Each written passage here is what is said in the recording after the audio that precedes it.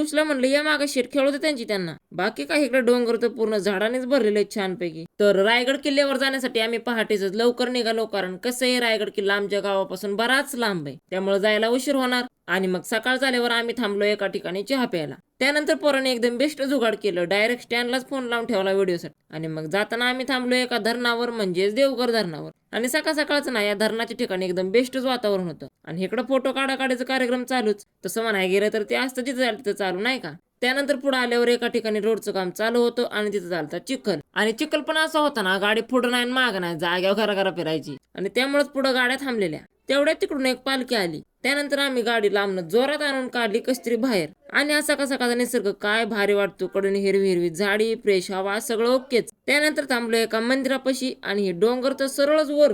आणि मग या सुंदर निसर्गाचा फोटो वगैरे कॅप्चर करून घेतलं. पियुषला म्हणलं या मागे शेट खेळू दे त्यांची त्यांना. बाकी काय इकडे डोंगर तर पूर्ण झाडानेच भरलेले छानपैकी. त्यानंतर पूर्ण गाटागाटाने वाढणारच. त्यानंतर पोहोचलो हिंदवी स्वराज्याची राजधानी किल्ले रायगड या ठिकाणी.